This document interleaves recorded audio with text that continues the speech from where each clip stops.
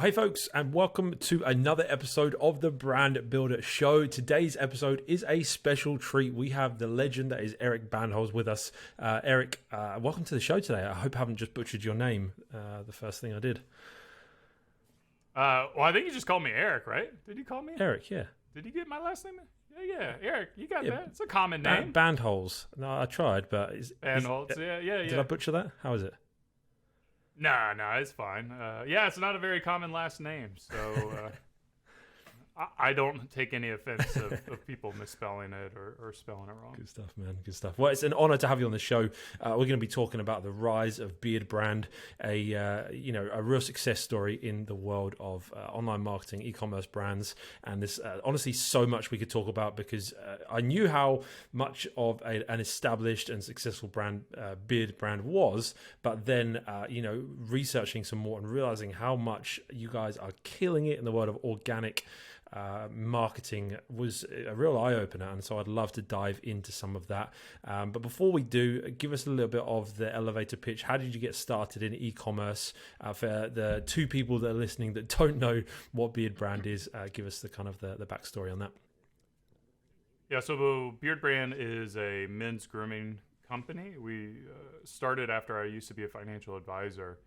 And there's a pressure to look and dress a certain way, which I get it and I understand, but that way was not me. So I ended up quitting at the financial advising firm, started my own graphic design business, started growing my beard out. And in that journey of growing my beard out, I realized, there's not really like a lot of support for guys who didn't fit the traditional stereotype of a bearded guy. Like back in 2011, 12, you were either Grizzly Adams or Duck Dynasty or ZZ Top. And those are cool dudes. Like, I got no beef with them, but, these hands were made for keyboards. They weren't made for, axes and guitars. And, I started to realize there was other guys out there like me. Yeah. And BeardBrand was started as a way to help these guys have the confidence to grow their beard, but more than that, just kind of rock their own style and be themselves, be true to themselves, and, grow. So as we've grown, we've bootstrapped the business from, like a $30 Shopify plan up to a 7-figure business, and enjoyed the journey along the way, and trying to build a business that we're not going to sell or exit, maybe something that I might be able to pass on to my kids if I'm lucky. So that's kind of it in 30 seconds, I guess. I don't know. Yeah, no, it's awesome. I love it because you've obviously solved a pain point for yourself in the business, and some of the best businesses are built by doing just that, aren't they? So no, that's really, I love the backstory. Obviously we'll dive into a lot of the story of BeardBrand for the content of the episode, so there's lots more we can pull out from that. Before we dive into that, we like to ask our guests their favorite 5. It's a little bit of a slot we do just to open up, help our audience learn about some new things, but also give us an insight into how you operate. So I'd love to ask you those. Number 1, what is your favorite e-commerce brand, other than your own, of course? Yeah, one of the brands that I think does really cool stuff is a coffee brand called Onyx. They just have a really beautiful website, great product. They're using some, in my opinion, like cutting edge fonts. I tend to be more of a design heavy guy. Yeah. And I just think and then the experience I get when I buy from their store is just like beautiful unboxing, beautiful packaging, and it's just the whole package from introduction until. How do you take your coffee? I like an espresso, but if I have to travel, I'll throw a little bit of water in there and do an Americano. I had you down for a black coffee, man, for sure. Yeah, it's this is a little bit of a tangent, but as you get older, it might be a little bit harder to keep the pounds off, and one of the easy ways to stay lean is to cut out cream and sugar from your coffee. So that was a goal of mine about a decade ago. And the goal you have to do is learn how to love the taste of black coffee. And then once you go down that rabbit hole, you can find out how amazing coffee can taste. Yeah. And it's definitely not like the stuff you get at a gas station. Definitely. When you invest a little bit of time and energy into it. It's good. It's not just e-commerce tips. We're rolling out some life tips too.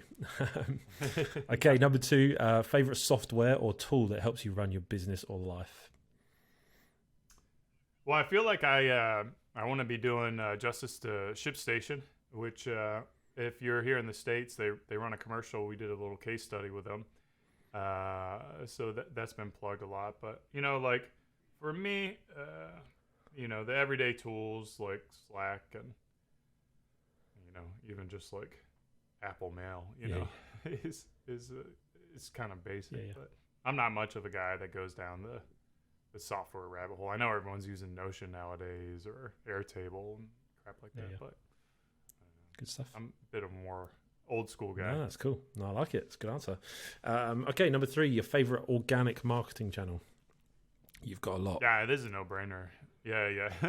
YouTube drives half of our business. Yeah. So, and I've been on that platform for a long time, and it certainly got its headaches. But yeah, YouTube's great. Yeah, I've got so many follow-up questions that I'm resisting asking because we'll get into those in a minute. But favorite paid marketing channel?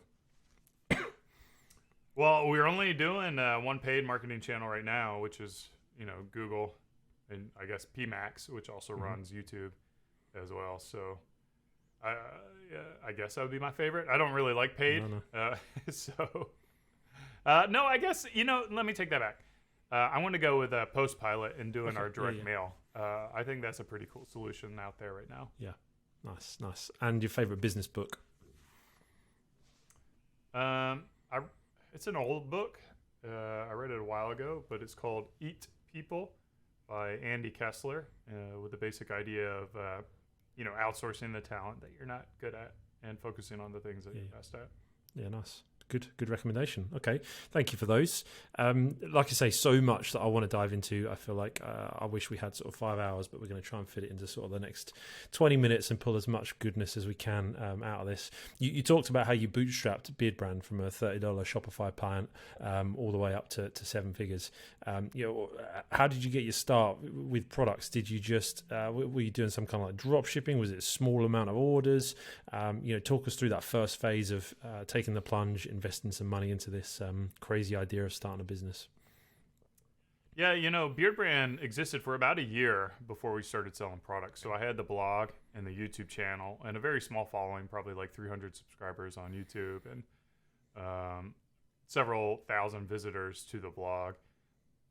And I had, because I was creating content, I had been approached by someone who was selling beard care products.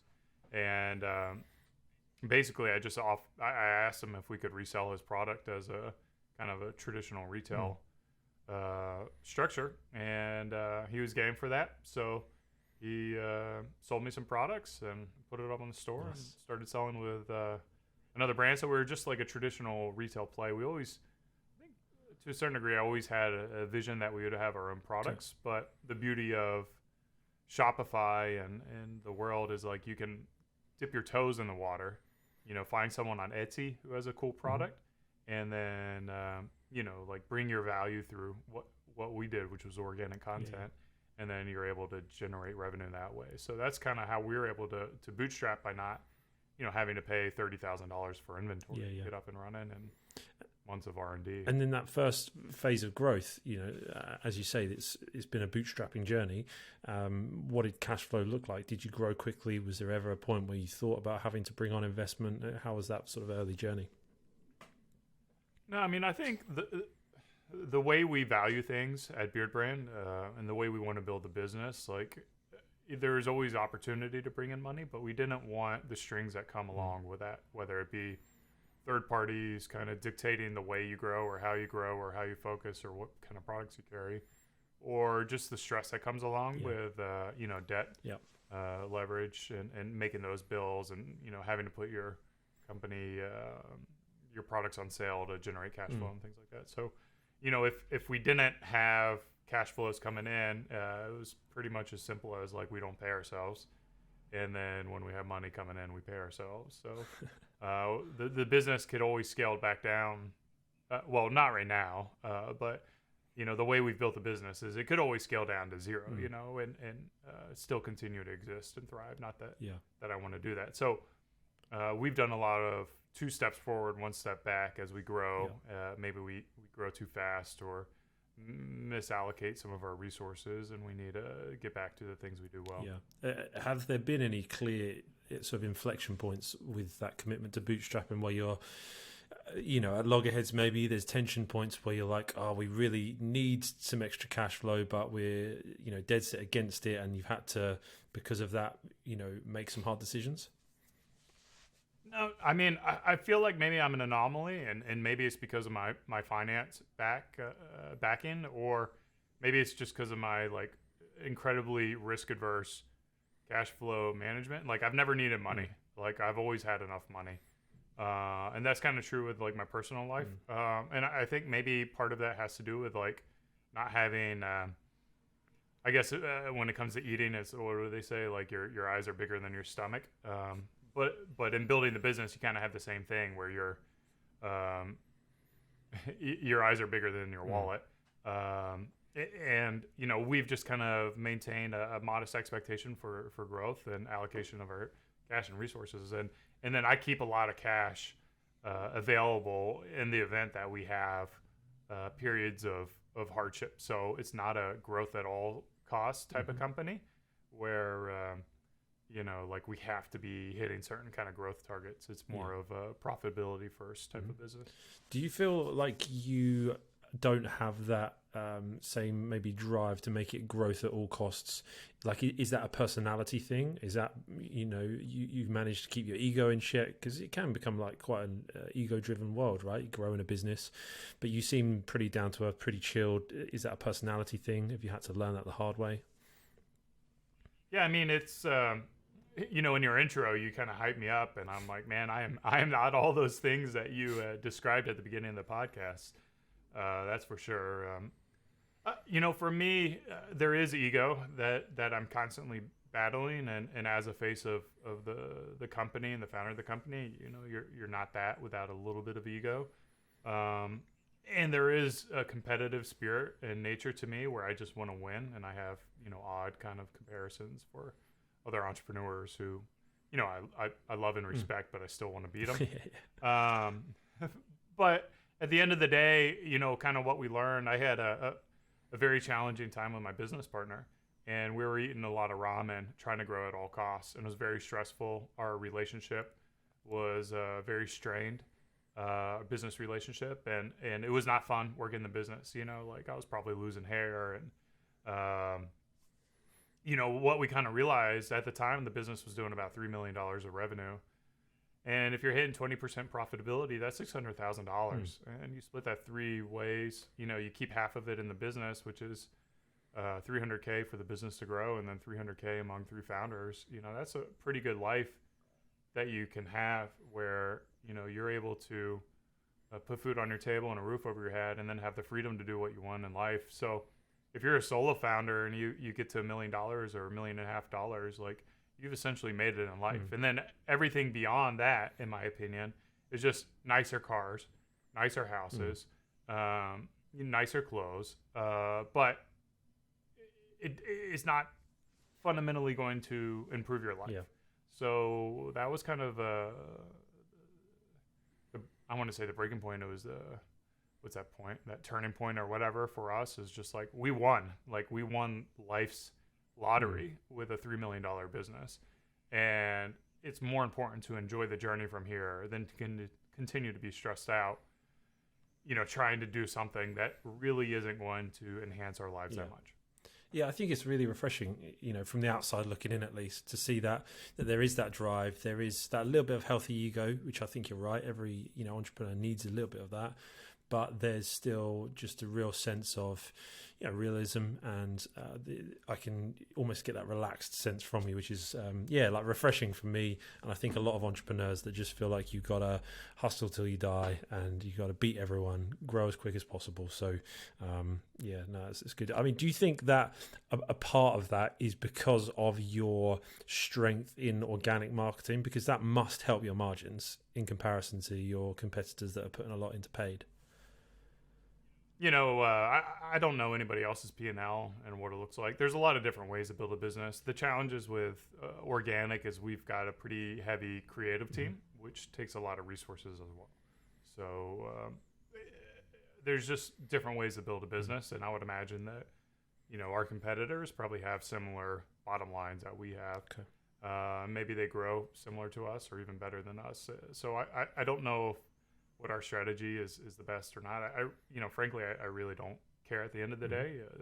They can run the business however they want to run it, and then we just kind of do it the way that we want to do it. And that's the beauty of entrepreneurship, is there's just so many different ways of doing it. I think you kind of talked earlier about, you know, growing at all costs. There certainly are businesses where you have to capture market share, or else there's a real potential that your business is not going to thrive, or you lose that opportunity, you know, maybe with like search engines. But we also have the belief that, you know, the cream always rises to the top. So if you have a well-run business with a great product, give it a long enough period of time, you will be able to find success and grow and continue to grow in your marketplace. Yeah. What do you think are some of the big differences between if you had have gone with a model that was a lot more reliant on paid traffic? You talked about the cost of a creative team, which would suggest that maybe, like you said, that this money that you would spend on ads, you're just spending on creating the content anyway. So what was it about content? You said it was your choice, your chosen kind of favored route. What was it particularly about organic content that made you go that direction? Yeah, I mean, I think if you look back to our early days, I was not significantly successful. It's not like I came from a previous exit where I had millions of dollars in the bank. I think, you know, like my family had, you know, $20,000 between my wife and I saved up, you know, from working in the you know, working after college for 10 years. So, you know, we were able to live off of those savings and make it work. But when you don't have enough capital or cash, you do the things that are not cash intensive, but time intensive. Yeah. So, you know, for us, that was where we leaned on to organic, because I can create as many videos as I need to create, because it doesn't really take any money. I mean, I can just hold my phone up in front of me and record a video and put it on YouTube. And I think it's funny, every single business has to deal with scarce resources. And sometimes those scarce resources are money, usually most of the cases, but sometimes those resources are time or like creative energy or, you know, vision. And how do you, you know, acquire those resources or allocate the things you're doing with that scarcity is what makes a difference between a successful business and one that maybe is floundering. Yeah. Well, what about when you did have more money coming in, though? Because you said that you can, you know, if you don't have loads of money, use time. And I completely, you know, agree with that. But then what about when more money is coming in? Was there never the temptation to pour a bunch of that finance into ads that could grow your reach, you know? Yeah, I mean, when I got money coming in, I just blow it. It's the reality.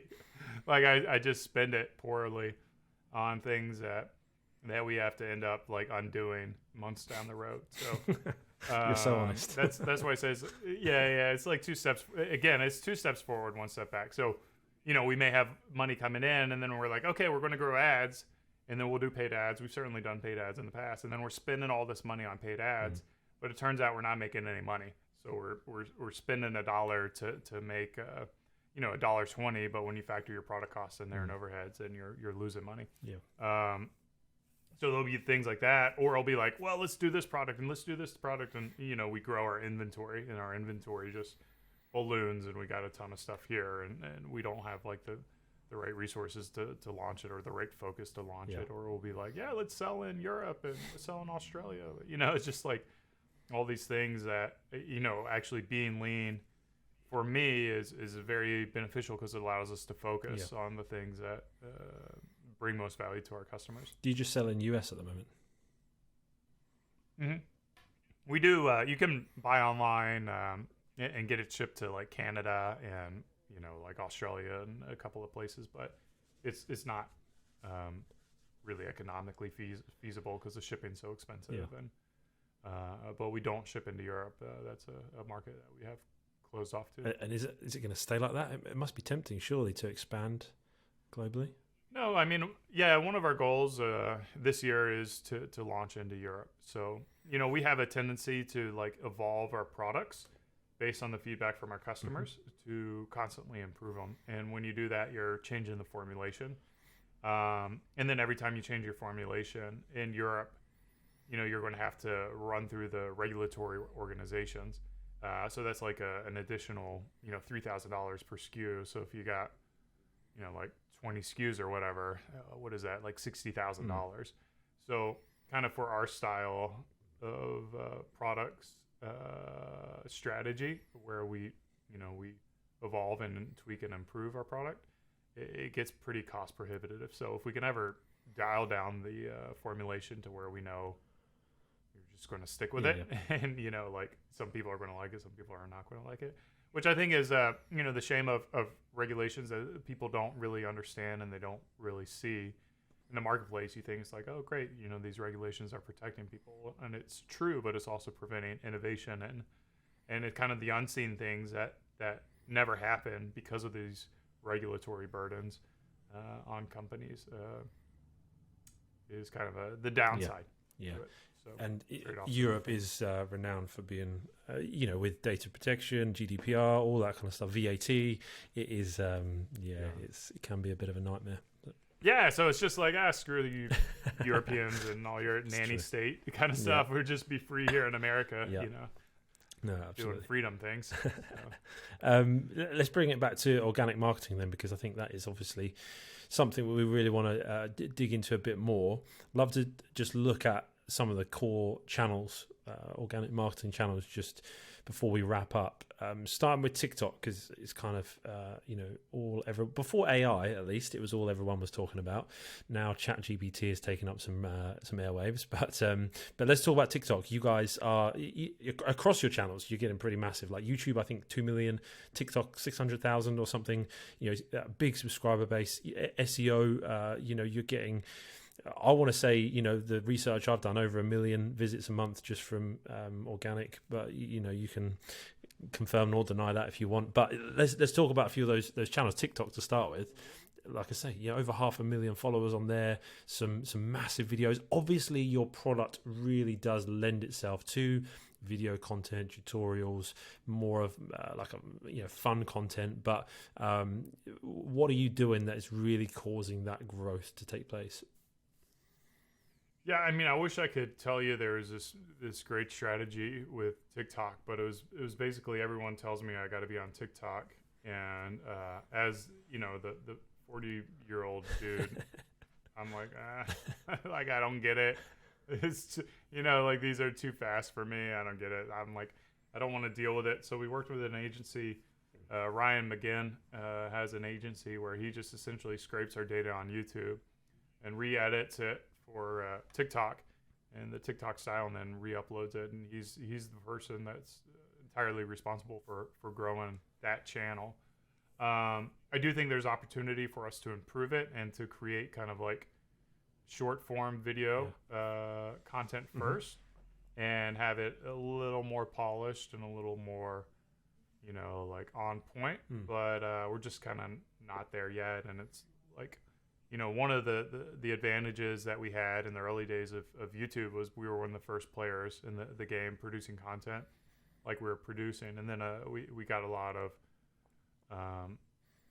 people who are inspired by our content started doing it as well. And I think the same is kind of true with TikTok. Even though we weren't super early to TikTok, there weren't a lot of people who were producing the type of content we were producing on TikTok. So that early mover advantage to organic allowed us to get a following. But TikTok, I don't think subscribers really matter. If I'm being frank, like it's just such a weird algorithm that rewards content like very oddly. So like I would just try to focus more on like what is the engagement you're getting in your content on a regular basis. Do you know what kind of subscribers? Sorry, do you know what kind of revenue or results in any way is driving for you, TikTok? Yeah, I would say like nothing. Like I would not recommend going on to TikTok if you're selling beard care products. I know there's plenty of people who have had success on TikTok. But yeah, I mean, I would say we're probably not even breaking even with the amount we spend to edit up those videos. And what is driving, based on our attribution, we do a post-purchase survey. How did they first hear about us? And, like, it's driving like nothing. Really? Absolutely nothing. Okay. Yeah. So I would not be tooting the TikTok horn based on my data. Yeah. YouTube, on the other hand, man, that drives half our business. Okay, yeah, I was going to say let's move on then. YouTube, because again, massive, like 2 million subscribers, and I think I was watching some of your content. It's funny, it's engaging, it kind of it plays into that vlog kind of style as well. Because I think a lot of the brand owners that will be listening to this will be thinking, well, how do I create videos every week or twice a week about my products? There's only so much I can create, but you guys are, from my, view at least, are creating content that is not always about the product. It's about the people that use the product. Talk to us about your whole strategy. What have you done to really grow it to this? Because it's incredible. Yeah, I'm a big believer in brand values and mission, and I think those are going to be your guiding lights. Our core values are freedom, hunger, and trust, and our tagline, if you can see it over my shoulder, is keep on growing. And when you have a mission or like a tagline like that, it helps give you focus. So like our goal is keep on growing. How do we help our audience and our customers keep on growing? And for us, that's more than just using the products, but it's like investing in themselves and it kind of like presents itself in like very unique solution. Always have the saying is a lot of email marketers or entrepreneurs or people early in the space will worry about like, how do I send out an email a week, or and not like annoy my customers. I think there's a lot of people who think that way, or at least I know I thought that way. It's like, I don't want to overburden my audience. And you need to change your mindset to say, like, how can I send out as many pieces of content as possible? How can I send out an email a day? How can I produce a video a day? And the way you do that is producing content that really brings value to your audience. So when you think about it is sending an email out every single day, like, hey, get a 20% off, 20% off, 20% off. Like that's not bringing value to your reader's life. But if you're like, hey, here's how you can, look better, use this grooming technique, or here's why this product should be used this amount, like you focus on your education. So you're bringing value through your education. Or like on our barbershop channel, the big channel, we really focus on entertainment and, like the satisfaction of seeing a transformation for people and how that enhances their life to almost like inspire them to do the same for them. So, you can educate, you can entertain, or you can promote. And I think there is a place for promotions, but, probably only about, 10 to 20% of your content should be self-promotions. Yeah. Yeah, you talked about repurposing from YouTube to TikTok, and then you talked about their different types of content, email, etc., one a day. Are you doing more repurposing beyond YouTube to TikTok? Is there a system for that, or is you being very sort of focused to each channel? No, so the company who we work with, who does our TikTok shorts, are they called shorts? Does our TikToks? We'll also re-upload them as Instagram Reels and YouTube Shorts. So it's the exact same content for 3 different platforms. So we're not platform specific with our short form video. But we do have some like IGTV edits that I guess would go up on Instagram. So that would be specific for Instagram.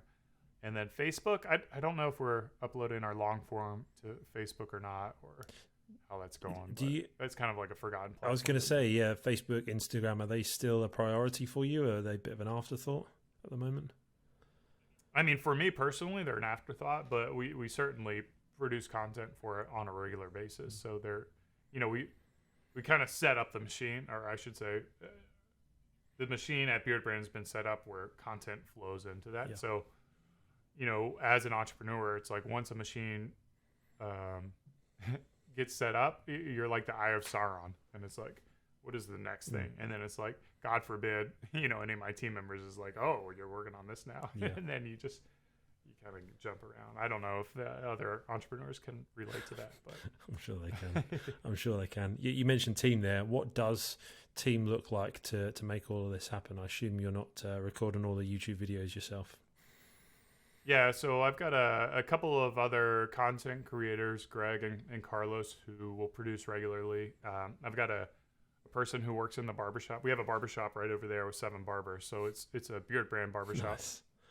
And so one of my team members, he is kind of like the liaison with the barbershop. He is a really cool guy and has a good rapport with the barbers, which I think is important to producing good content. And then he'll film that content as well. And then we work with a third-party video editor and Ryan, who I talked about as well, for our short-form video content. And then I've got an art director, a copywriter, for more of our traditional, like direct mail needs or email needs or website needs. Yeah, nice. And then a video website manager as well. So we're a pretty small team, all told, for what we're able to produce. Yeah.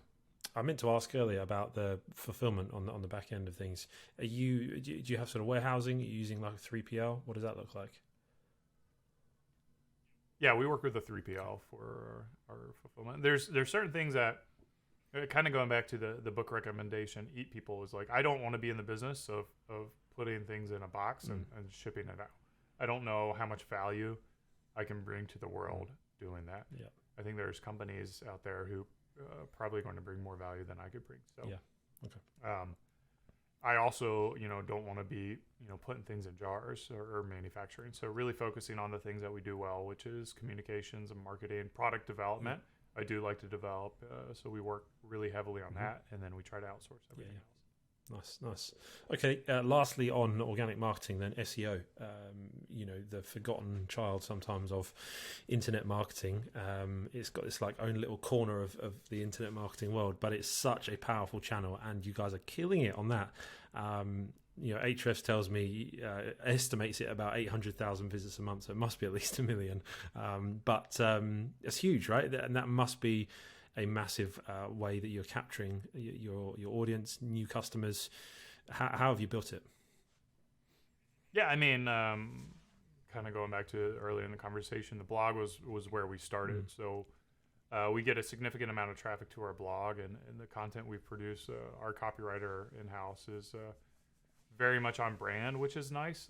I think that's kind of an area that people... I almost feel like they feel like copywriting is commoditized, where it's like you can, anyone who can write, but I think that's the furthest thing from the truth. So if you ever actually dig down and read our articles or read our emails, they're quite remarkable. Again, I'm biased because I think the world of my copywriter, my team. So we try to produce content that is engaging and thorough and in depth. And then, we try to generate links by being a good steward and being open, being transparent, being willing to vouch for other brands and tell stories. We've talked highly about Klaviyo and Shopify. And then, it's funny when you say good things about these companies, then they tend to say good things about you too. So that's a great way to generate links. Being on podcasts too, like this. Hopefully you put it up on your website. Absolutely. Throw a link to Beard Brand and, like things like that we've been doing for 11 years now. So it can't just, it just kind of builds up on itself.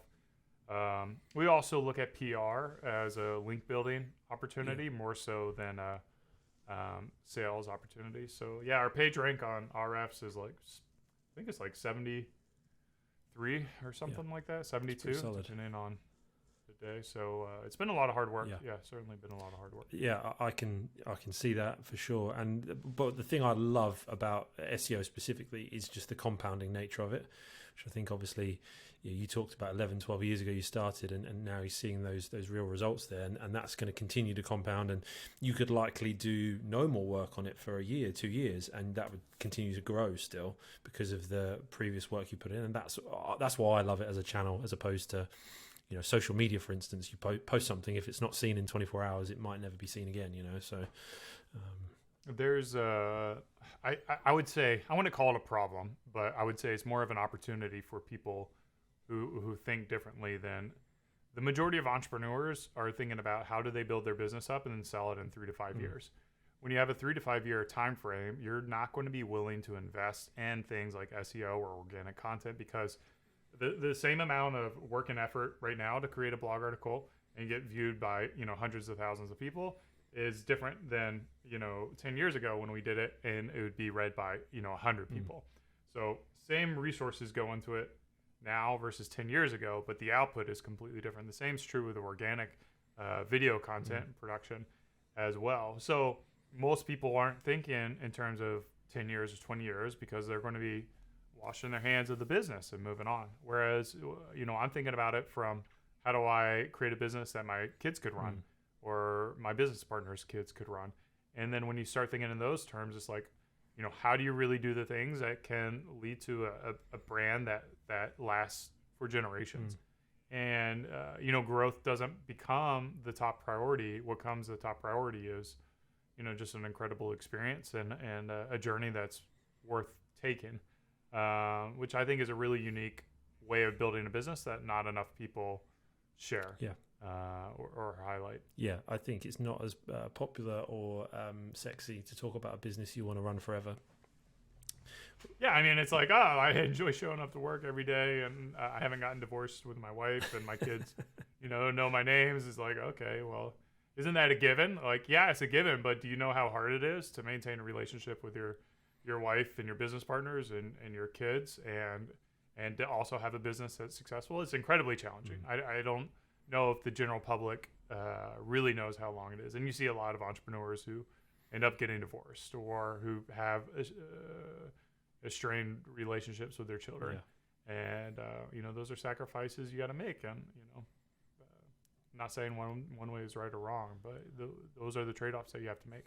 Yeah, and finishing up on that topic, because I know, again, it's something that you're passionate about, the whole buzzword of work-life balance. Firstly, I'd love to know what a normal week looks like for you.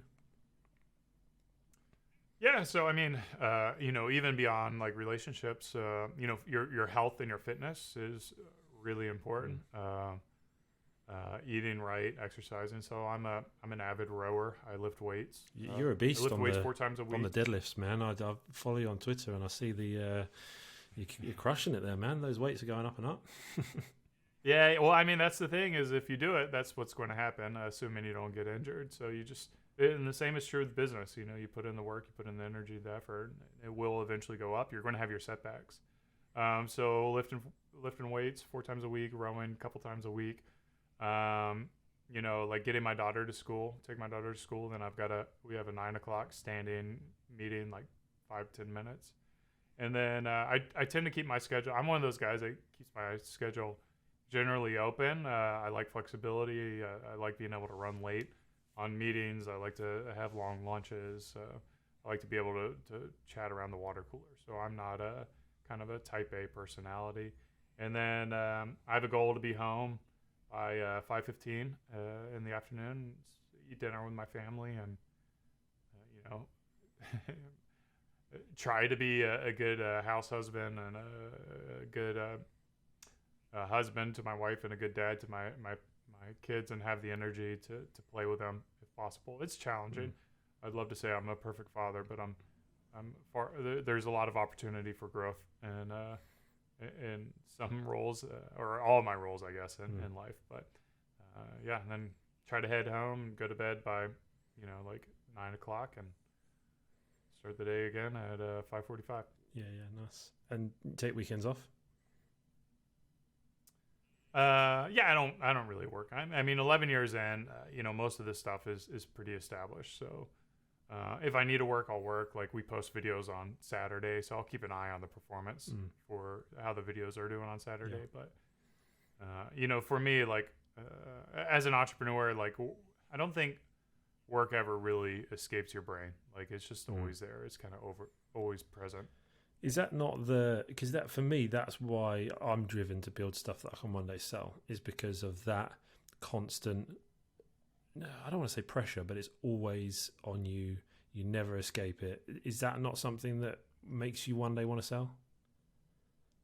I mean, I was talking about this with somebody else yesterday. I think the most energetic time of my life, the most riveting, the most euphoric time was when BeardBrand was starting and growing and getting those first sales from people who didn't know who the heck I was, and seeing the month-over-month growth. That was 24/7. You know, if I was awake, I was thinking about BeardBrand, and I really enjoyed that time. Especially if you can build the team that take over the problems that take away energy, Sure. and then you can focus on the problems that energize you. Yeah. Because there's, that's simply what entrepreneurship is just facing a series of problems that never end. And as long as you're energized to solve those problems, you're going to be able to do it forever. So I have a lot of black days or dark days where I'm working on problems that I just don't want to solve, and someone else should be solving them. And those are the hardest times. If it's like an operational thing or manufacturing thing, like I'm not built to handle those kind of problems. But as you grow, you're able to kind of bring on team members who can tackle those, and then your brain just gets literally you get to think about the things that you love to think about. And I can't think of a better gift for anybody. Yeah. Great thoughts, great advice. This has been obviously a sort of a quite broad conversation. There's lots that we could dive into if we had time, but I've already sort of run over a little bit with you, so we will wrap it up. But if there's one thing that you could say to young or aspiring entrepreneurs just at the start of their journey, looking back on the last 10 years, what's the advice you would give them, to maybe to your younger self that's just starting out in business? Yeah, I mean, there's a lot of advice that I would give, because there's a lot of mistakes that I made, kind of depending on where you are at the phase. If you haven't started a business yet, I think the number one thing that you can do is put yourself around other entrepreneurs.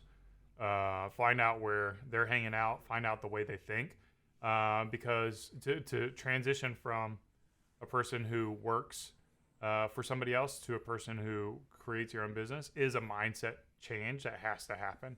And once that change happens, you see the world completely different, and you think about things in a completely different way. And that usually is not going to happen by hanging out with a whole bunch of people who, work for the man. So that would be my number one advice, is just do everything you can to put yourself around entrepreneurs. Yeah. And then from there, the other mistake that a lot of people make is they just overthink it.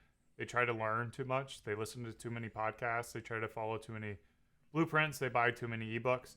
The reality is you just got to go out there and do it and sell it, and then be willing to make mistakes and fail, and then to have the humility and your ego checked enough to be able to learn from those lessons, and then grow from there, make adjustments, reevaluate, learn, grow, and do it again, and never stop. Yeah. Because entrepreneurship is just, you never stop. The problems never end. They never end. So if you don't like problems, don't get into entrepreneurship.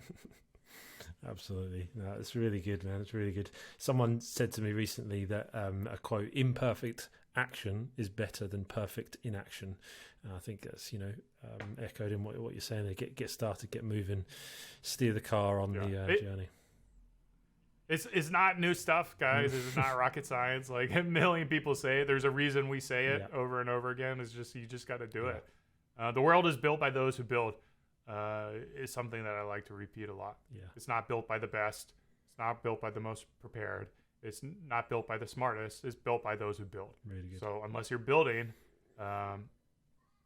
it doesn't really matter. Really good. Really good. Eric, this has been super helpful. And I know you're humble, and you say all the things I said at the start of the episode aren't true, but they are true, and double it again. I've really enjoyed this conversation. You're an absolute legend and a beast in the e-commerce space. So I really appreciate you taking time out and doing this with us. Where can people find out more about yourself, about BeardBrand? Yeah, go ahead. If you're in America, go ahead, buy something from BeardBrand, and you can kind of see what the experience is like and what the email flows are like. And, you can use any of the products. Doesn't matter if you have a beard or no beard, or if you're dude or dudette. The products will be good for you. And then follow me on Twitter. That's my preferred platform. But be wary. I tend to go on kind of libertarian rants from time to time. So if you're not a a free market capitalist kind of person, you may be unfollowing me shortly thereafter. No, I can confirm you are definitely a great follow on Twitter. So amazing. Guys, thanks for coming along, listening to this episode. It's been a great one, as I'm sure you will agree. Check out Beard Brand, buy some products, gift it to your friends throughout the year, and we'll see you in the next episode real soon.